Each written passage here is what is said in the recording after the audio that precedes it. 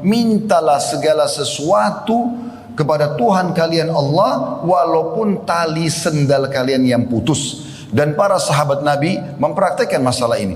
Kalau tali sendal mereka putus, mereka angkat tangan ke langit sambil mengatakan, ya Allah, gantikanlah sendalku yang putus. Begitulah seorang muslim dididik, saudaraku seiman. Semua kehidupan kita dalam keseharian diikat agar selalu berhubungan dengan Allah. Sebelum keluar rumah kita ada doanya, sebelum makan ada doanya, setelah makan ada doanya, mau tidur ada doanya, bangun tidur ada doanya, mau keluar rumah, mau masuk rumah, sampai pada saat interaksi biologi suami istri pun ada doanya. Bagaimana kita meyakini ada Tuhan yang menciptakan kita dan mengatur semua itu. Allah juga mengingatkan bahwasanya semua yang disembah, yang dijadikan sebagai sekutu-sekutu Allah tidak punya kemampuan apapun. Berapa banyak di antara manusia, termasuk di kalangan muslimin, yang pergi minta-minta kepada penjaga gua yang dianggap sebagai dewa ini dan dewa itu, pergi ke pinggir pantai memberikan sesajen. Mereka melakukan kesyirikan kepada Allah Subhanahu wa taala. Padahal Allah tidak membutuhkan semua itu.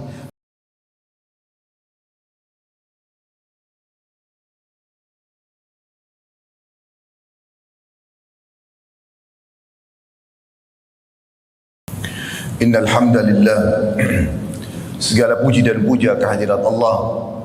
Nahmaduhu wa nasta'inuhu wa nastaghfiruh. Hanya kepadanya kita memuji, meminta pertolongan serta bertobat dari dosa-dosa kita. Wa na'udzu billahi min syururi anfusina. Dan hanya kepada Allah pula kita meminta agar dijauhkan dari keburukan diri kita.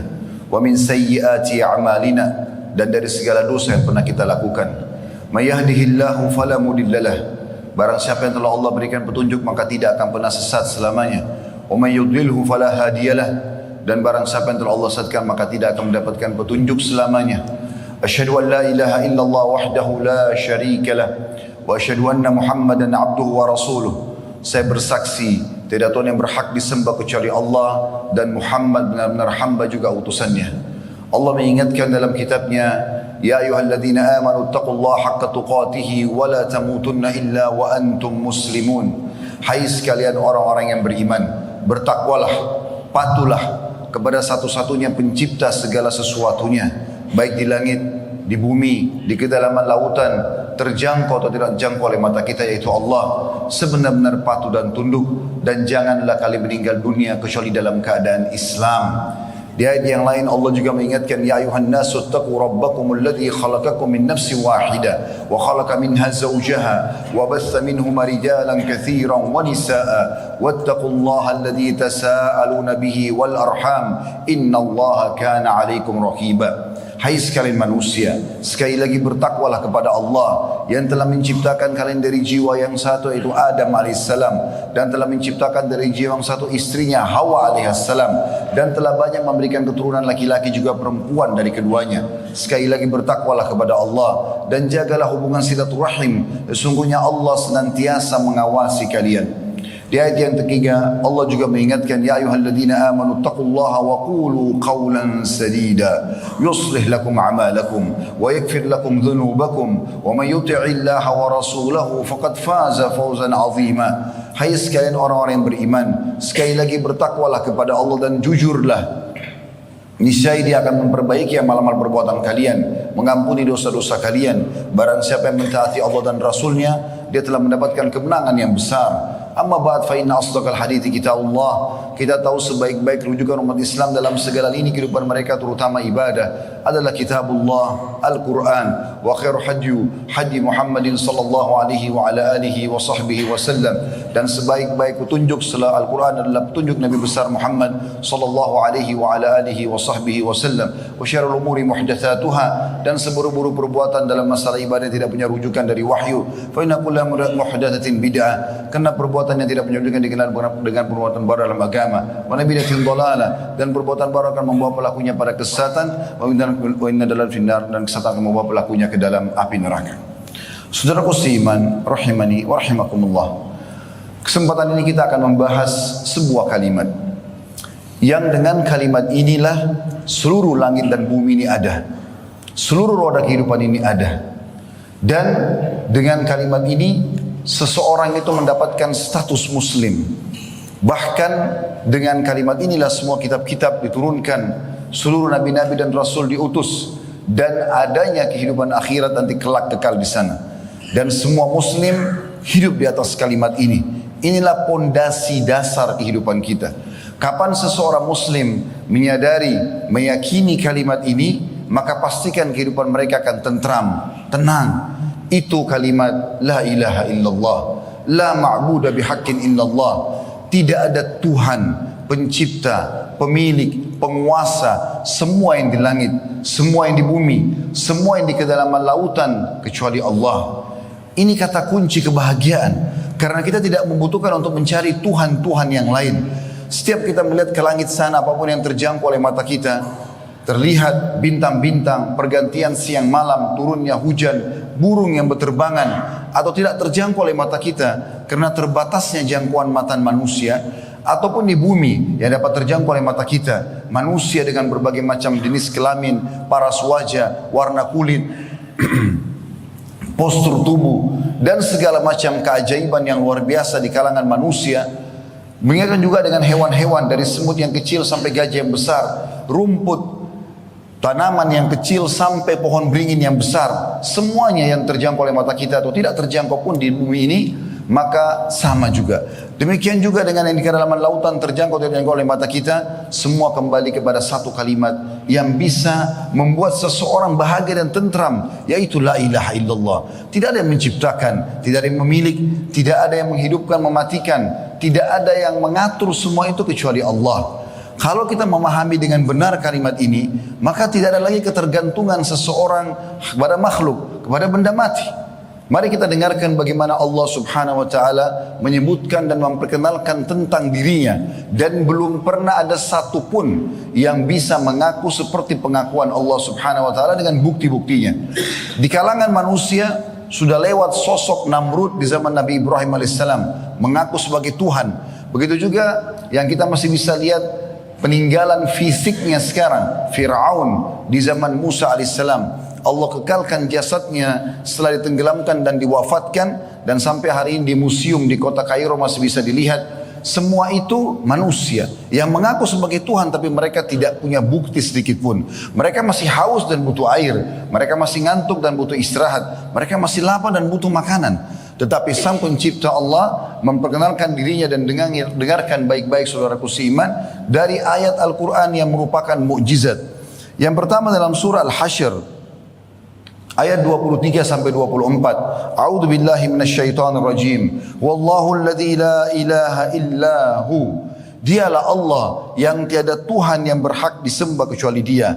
Al-Malik, raja yang sebenarnya. Al-Quddus, yang selamat dari segala macam kekurangan. As-Salam, yang menganugerahkan keamanan. Al-Mu'min, yang maha kuasa. Al-Muhaimin, yang memiliki segala kekuasaan. Al-Aziz, yang maha agung. Al-Jabbar, yang maha perkasa. Al-Mutakabbir, yang memiliki kesombongan. Subhanallahi amma yushrikun. Maha suci Allah terhadap apa yang mereka sekutukan. Orang-orang Mekah dulu seperti Abu Jahal, Abu Lahab, Umayyah bin Khalaf, dan yang lainnya, mereka yakin Ka'bah itu rumahnya Allah. Mereka juga mengerjakan ibadah haji karena itu adalah syariat Nabi Ibrahim alaihissalam. Tapi mereka melakukan kesyirikan. Mereka datangkan patung-patung di dekat Ka'bah sampai akhirnya jumlahnya mencapai, di masa pembebasan kota Mekah dan Nabi SAW menghancurkan dengan tongkat beliau sendiri 360 patung. Mereka sembeli hewan, setengahnya disumbangkan untuk fakir miskin karena Allah, setengahnya diberikan sesajen untuk patung-patung mereka. Karena itu Allah cap mereka sebagai orang-orang musyrik. Allah tidak butuh perantara. Nabi Muhammad SAW menyebutkan dalam sebuah hadis riwayat Tabarani, mintalah segala sesuatu kepada Tuhan kalian Allah walaupun tali sendal kalian yang putus. Dan para sahabat Nabi mempraktekkan masalah ini. Kalau tali sendal mereka putus, mereka angkat tangan ke langit sambil mengatakan, ya Allah, gantikanlah sendalku yang putus. Begitulah seorang muslim dididik, saudaraku seiman. Semua kehidupan kita dalam keseharian diikat agar selalu berhubungan dengan Allah. Sebelum keluar rumah kita ada doanya, sebelum makan ada doanya, setelah makan ada doanya, mau tidur ada doanya, bangun tidur ada doanya, mau keluar rumah, mau masuk rumah, sampai pada saat interaksi biologi suami istri pun ada doanya. Bagaimana kita meyakini ada Tuhan yang menciptakan kita dan mengatur semua itu. Allah juga mengingatkan bahwasanya semua yang disembah, yang dijadikan sebagai sekutu-sekutu Allah tidak punya kemampuan apapun. Berapa banyak di antara manusia, termasuk di kalangan muslimin, yang pergi minta-minta kepada penjaga gua yang dianggap sebagai dewa ini dan dewa itu, pergi ke pinggir pantai memberikan sesajen. Mereka melakukan kemusyrikan kepada Allah Subhanahu wa taala. Padahal Allah tidak membutuhkan semua itu. Dan Allah mengingatkan kita agar berhati-hati memahami dan merenungi baik-baik surah Al-Hajj ayat 73 yang bunyinya, A'udzu billahi minasyaitonir rajim. Ya ayuhan nasu duriba mathalun fastami'u lah. Wahai manusia, telah diberikan perumpamaan maka dengarkan baik-baik. Innal ladzina tad'una min dunillahi la yakhluqu dzubaban wa la yajtama'u lah. Semua yang kalian seru selain Allah itu, mereka tidak mampu menciptakan seekor lalat. Wa in yaslub minhum wa in yaslub dzubaba minhu syai'a wa in yaslubu dzubabu syai'an la yastanqidhuhu min. Dan kalau lalat itu mencuri sesuatu dari mereka, mereka tidak mampu untuk mengambilnya kembali. Da'ufat talibu wal matlub, sungguh sangat lemah yang sedang disembah dan juga yang dimintai dan juga yang meminta. Ma qadarullah haqqa qadri, mereka tidak mengenal Tuhan mereka Allah sebaik-baiknya. Innallaha laqawiyyun aziz, Allah itu zat yang maha perkasa dan juga maha mulia. Allah mengingatkan juga dalam firman-Nya yang lain yang bunyinya, huwallahul khaliqul bari'ul musawwir lahul asmaul husna. Dialah Allah satu-satunya pencipta dan dia juga yang membentuk rupa. Dia yang menciptakan, dia yang mengadakan, dia yang membentuk rupa. Lahul asmaul husna, dia memiliki nama-nama yang mulia. Yusabbihu lahu ma fis samawati wal ardi wa huwal azizul hakim. Semua yang di langit dan di bumi ini bertasbih kepadanya dan dia maha agung juga maha mulia. Saudaraku seiman, kalau seandainya kita mengembalikan urusan kita kepada manusia, apalagi yang manusia tidak punya kemampuan dalam masalah itu, maka tidak akan mendatangkan hasil apapun. Sudah disebutkan dalam hadis Nabi Muhammad SAW, beliau mengatakan, man nazalat bihi faqatun fa anzalaha bin nasi lam tusaddu faqatuhu. Barang siapa yang punya satu urusan penting yang dia harus pecahkan perkaranya, lalu dia kembalikan pada manusia, maka tidak akan terpecahkan permasalahannya itu. Wa man nazalat bihi faqatun fa anzalaha billah. Kalau seandainya seseorang tertimpa satu masalah, kemudian dia kembalikan kepada Allah, fa yushikullahu lahu birizqin ajilin aw ajil. Maka pastikan Allah akan memberikan kepadanya jalan keluar sebagai rezeki untuknya, baik itu dalam waktu dekat ataupun waktu akan datang.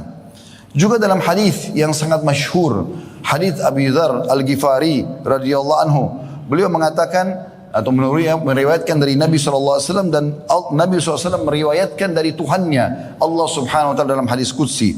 Allah berfirman, ya ibadi, wahai hamba-hambaku, inni haramtu dhulma ala nafsi wa ja'altu bainakum muharram fala tadhalamu. Aku telah haramkan atas diriku kezaliman dan aku jadikan juga haram di antara kalian, maka jangan kalian saling menzalimi.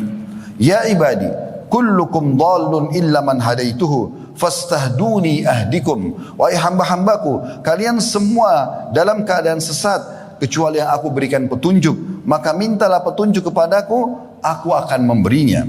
Ya ibadi, kullukum ja'in illa man at'amtu fastat'imuni at'imkum. Wahai hamba-hambaku, kalian semua lapar kecuali yang aku beri makan, maka hendaklah minta makan kepadaku, pasti aku akan memberinya.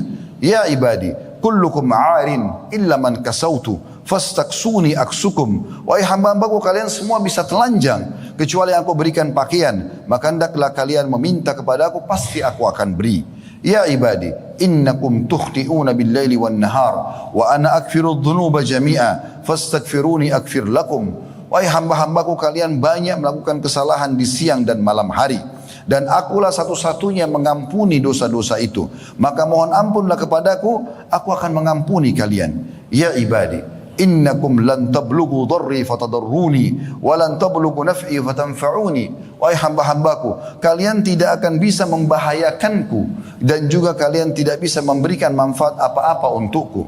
Ya ibadi, law anna awwalakum wa akhirakum wa insakum wa jinnakum kana ala atqi qalbi rajulin wahidin minkum ma zada dhalika fi mulki syai'a. Wahai hamba-hambaku, kalau seandainya orang-orang yang terdahulu dan orang yang terakhir dari kalangan kalian, baik manusia maupun jin, semuanya bertakwa, semuanya beriman, sama tingkatan imannya. Misalnya seperti imannya Nabi Muhammad SAW, semuanya sama. Maka kata Allah SWT, itu tidak akan menambah sedikit pun dari kekuasaanku. Dan ya ibadi, lau anna awwalakum wa akhirakum wa insakum wa jinnakum kana ala afjar qalbi rajulin wahid. Kalau seandainya kalian wahai jin dan manusia, yang pertama dan yang terakhir, berada di atas kefajiran, kerusakan, semuanya seperti Fir'aun, ma naqasa dzalika min mulki syai'an, itu sama sekali tidak mempengaruhi terhadap kekuasaan dan kerajaanku. Ya ibadi, law anna awwalakum wa akhirakum wa insakum wa jinnakum qamu ala sa'idin wahid. Wahai sekalian hamba-hambaku jin dan manusia, kalau seandainya yang terakhir dan pertama dan terakhir di antara kalian semuanya berkumpul di sebuah lembah, fasa'aluni fa'ataitu kullu insanin mas'alatah, dan kalau seandainya kalian minta masing-masing hajat terbesar kalian dan aku berikan semua hajatnya, ma naqasa dzalika mimma indi illa kama yanqusul mikhyatu ila idza udkhilal bahr, maka tidak akan mengurangi sedikit pun dari apa yang aku miliki dari kekayaan, kecuali hanya seperti jarum yang dicelupkan ke lautan. Ya ibadi, innama hiya a'malukum uhsiha lakum wafiyakum iyyaha, faman wajada khairan falyahmadillah wa man wajada ghaira dzalika fala yalumanna illa nafsah. Wahai hamba-hambaku, semua amal-amal yang aku perintahkan kalian kerjakan, itu adalah amal-amal yang aku berikan kembali atau kembalikan kepada kalian nanti. Salat, puasa dan yang lainnya kalian kerjakan, aku perintahkan dan aku akan berikan balasannya. Maka siapa yang mentaati itu dan akhirnya mendapatkan balasan yang baik, dia bersyukur kepada Allah. Dan siapa yang mendapatkan selain daripada itu, maka jangan dia salahkan kecuali dirinya sendiri. Saudaraku seiman, baginda Nabi Muhammad SAW selama 23 tahun berdakwah, 13 tahun fase Mekah, belum ada perintah puasa Ramadan, belum ada perintah jihad, belum ada perintah untuk zakat dan perintah-perintah amal-amal yang besar. Yang ada adalah penanaman tentang kalimat tauhid ini. 13 tahun dakwah Nabi SAW, qulu la ilaha illallah tuflihu. Ucapkan dengan lisan kalian, yakini dengan fikiran kalian, dan juga yakini dengan fikirkan dengan fikiran kalian dan yakini dengan hati kalian, kalau tidak ada Tuhan yang berhak disembah kecuali Allah, maka kalian akan beruntung. Dengan inilah dibangun pondasi keimanan Abu Bakar, Umar, Uthman, Ali, Talha, Zubair, sahabat-sahabat yang mulia yang jadi pemimpin-pemimpin dunia dan pemimpin-pemimpin muslimin. Saya akan angkat sebuah kisah, walaupun sekian banyak kisah berhubungan dengan masalah ini. Dinukil sebuah kisah seorang soleh di zaman klasik dulu. Orang ini miskin hidupnya, pas-pasan. Dia tiap hari mencari nafkah buat keluarganya. Kebetulan dia punya istri dan 3 orang anak. Setiap hari dia pulang bawa nafkah, kemudian mereka makan. Jadi tidak ada nafkah seperti kita gaji bulanan zaman itu. Mereka pulang bawa. Kalau dapat alhamdulillah, tidak dapat berarti mereka kelaparan pada hari itu. Satu hari dia pulang ke rumahnya tidak mendapatkan atau tidak membawa apapun. Lalu istrinya berkata kepada dia, mana makanan kita hari ini? Dia bilang, saya sudah berusaha cleaning, tidak temukan satu pun tempat yang bisa membuat saya bekerja atau memberikan pekerjaan buat saya. Maka istrinya bilang, dari pagi saya sama anak-anak belum makan. Coba carilah sesuatu. Dan pada masa itu, pada masa dulu klasik ini, menjelang maghrib semua sudah tutup. Toko-toko sudah tutup. Tidak ada lagi orang yang berkeliaran seperti kita sekarang. Mungkin masih banyak orang yang berdagang sampai mungkin ada yang 24 jam bahkan. Maka dia bilang, baiklah saya coba keluar. Setelah dia istirahat sejenak, di awal malam kalau kita sekitar jam 12, jam 1 malam dia keluar untuk mencari makanan. Dia bingung, tidak tahu harus kemana. Mengetuk rumah orang pun belum tentu ada yang bisa membukakan pintu buat dia. Maka dia lihat pada saat keluar dari rumahnya sebuah masjid. Dekat rumahnya, kemudian dia mampir di sana. Dan zaman itu pun tidak ada penerangan kayak kita sekarang. Jadi cuma ada obor dinyalakan oleh marbot masjid di waktu akan dibutuhkan saja untuk sholat. Setelah itu pada saat malam dipadamkan selepas isya. Maka dia pun masuk, kemudian dia wudhu, lalu kemudian dia sholat 2 rakaat dan dia sujud sambil memohon kepada Allah Subhanahu wa taala. Kejadian luar biasa terjadi dalam kisah yang dikatakan sang raja yang berkuasa di wilayah itu tiba-tiba malam itu merasa gelisah. Dan dia tiba-tiba mimpi tentang akhirat, tentang kematian, tentang kuburan. Dia ketakutan, dia mengambil beberapa kantong harta simpanan dia. Nah masa itu belum ada perbankan juga. Maka dia bawa, dia mengatakan, ya Allah, sebagai untuk menebus mimpi saya yang buruk ini dan ketakutan saya nanti dihisab di hari kiamat, saya ingin sedekah malam ini. Pandulah saya agar saya bisa memberikan sedekah kepada orang yang tepat. Maka raja ini pun naik di kudanya tanpa ada pengawal. Kemudian dia berkata, ya Allah, tali kekangan kuda ini pun tidak akan saya pegang. Saya akan biarkan saja berjalan supaya engkau pandu ke tempat yang tepat. Maka kuda itu pun jalan dan akhirnya mampir di halaman masjid yang tadi ada orang miskin yang sedang berdoa kepada Allah Subhanahu wa taala. Sang raja bingung kenapa kudanya mampir di situ dan tidak bergerak lagi. Dia pun turun, dia masuk ke dalam masjid kena gelap gulita sampai dia mendekati mihrab, lalu dia dengarkan ada seseorang yang sedang menangis menyampaikan, ya Allah, sesungguhnya engkau lah pemberi rezeki. Engkau tahu aku dengan istri dan aku belum makan pada hari ini dan aku tidak tahu harus minta makanan ke siapa pada malam ini. Kami kelaparan, berikanlah kami makanan ya Allah. Maka sang raja ini pada saat dengar itu menunggu orang ini sampai selesai berdoa, lalu dia mengatakan, ketahuilah saya adalah raja wilayah ini dan saya mendengar keluh kesahmu tadi. Saya sudah niat ingin bersedekah pada malam ini dan saya minta Allah pandu. Ternyata kuda saya mampir di masjid ini dan saya melihat ini adalah rezekimu. Ambillah ini. Dan ketahuilah saya akan berikan kamu satu memo. Kalau seandainya kamu butuh apa-apa tinggal datang dan kau akan bisa menemui aku. Karena Allah memanduku untuk menemui malam ini. Maka subhanallah orang miskin ini mengucapkan kalimat teman-teman sekalian. Kalau seandainya semua muslim punya keimanan seperti ini sudah luar biasa. Berarti kalimat la ilaha illallah tertanam benar dalam hatinya. Dia mengatakan, wahai raja, kalau seandainya saya punya hajat, maka saya tidak akan datang kepada anda. Tapi saya akan minta kepada raja yang sebenarnya, Allah yang telah menggerakkan anda untuk datang memberikan kebutuhan saya pada malam ini. Begitulah saudaraku seiman orang yang memahami la ilaha illallah. Semuanya digantungkan padanya. Berapa banyak orang yang selalu menjadikan dokter nomor 1 dan Allah nomor 30. Awal sakit langsung ke dokter duluan dan meninggalkan, tidak ada sholatnya, tidak ada berdoa kepada Allah, tidak ada permohonan kepada sang pencipta Allah yang menciptakan dia, yang menciptakan penyakit itu, yang menciptakan dokternya, yang menciptakan obatnya. Kenapa tidak berdoa dulu baru kemudian ke dokter? Tapi mereka terus ke dokter dan dokter sampai 30 dokter. Kalau sudah mentok dokternya angkat tangan baru sholat tahajud. Kenapa enggak sholat tahajud dulu? Kenapa enggak berdoa dulu kepada Allah Subhanahu wa taala? Kita diajarkan sebagai seorang muslim berdoa dulu baru beraktivitas. Sebelum keluar rumah berdoa, sebelum makan berdoa, sebelum tidur berdoa, sebelum apapun berdoa, agar kita melibatkan sang pencipta Allah dalam kehidupan kita. Ingat saudaraku seiman, memohon langsung kepada Allah Subhanahu wa taala akan mendatangkan jawaban yang pasti. Allah katakan dalam firman-Nya, "Wa idza sa'alaka 'ibadi anni fa inni qarib, ujibu da'watad da'i idza da'an, falyastajibu li wal yu'minu bi la'allahum yarshudun." Allah berfirman dalam Al-Qur'an dan memerintahkan Nabi-Nya Muhammad SAW untuk menyampaikan ini. Katakan hai Muhammad kepada hamba-hambaku, kalau mereka bertanya tentang aku, katakan aku sangat dekat akan menjawab permintaan hamba-hambaku dan mereka harusnya meminta kepada aku, beriman kepada aku agar mereka mendapatkan petunjuk. Ini yang diajarkan oleh Nabi SAW. Setiap kali beliau punya masalah langsung beliau sujud, wudu, sholat, minta kepada Allah dan akhirnya Allah berikan kemenangan, Allah berikan kekuasaan, Allah berikan rezeki dan segala macam hal. Dan ini yang diajarkan oleh baginda Nabi alaihi salatu wassalam. Oleh karena itu teman-teman sekalian, kembalikan semua urusan kita kepada Allah Subhanahu wa taala. Sebagai penutup, renungi baik-baik. Allah Subhanahu wa taala sudah menciptakan sebuah sistem namanya sunnatullah dalam bahasa agama kita.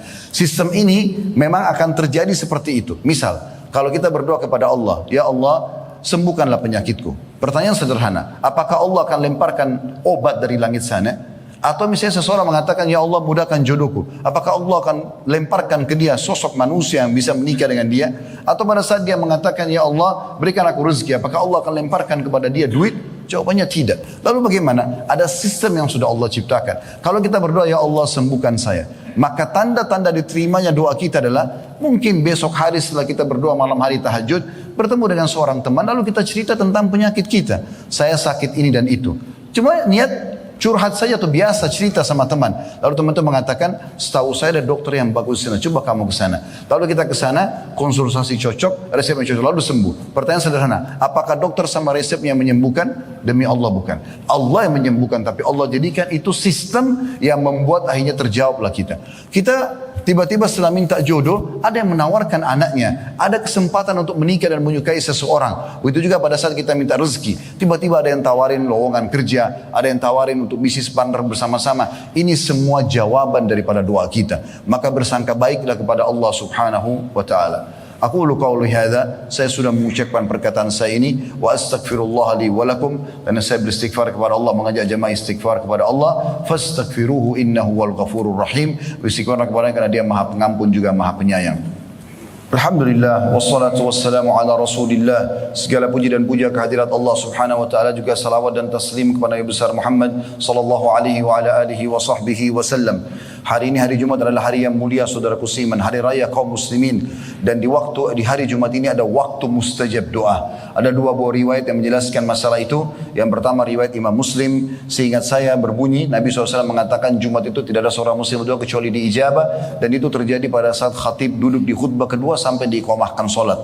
Makanya semua khatib Jumat pasti berdoa di khutbah kedua karena ini termasuk waktu mustajab. Riwayat yang kedua riwayat An-Nasai, kata Nabi SAW Jumat ada 12 waktu, maksudnya 12 jam dari subuh sampai menjelang maghrib. Tidak ada seorang muslim berdoa kecuali diijabah, dan fokus lebih banyak berdoa pada saat habis asar sampai terbenam matahari. Maka kita berada di salah satu dari dua waktu mustajab ini, maka sebaiknya kita menghadirkan fikiran hati kita untuk berdoa kepada Allah Subhanahu wa ta'ala, semoga Allah ijabah.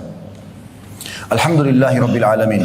Kami memuji-Mu ya Allah sebagaimana layak Kau dipuji sebagai pencipta, dan kami memuji-Mu sampai Kau menerima puji-pujian kami ini dan Kau jadikan sebagai tambahan amal saleh buat kami.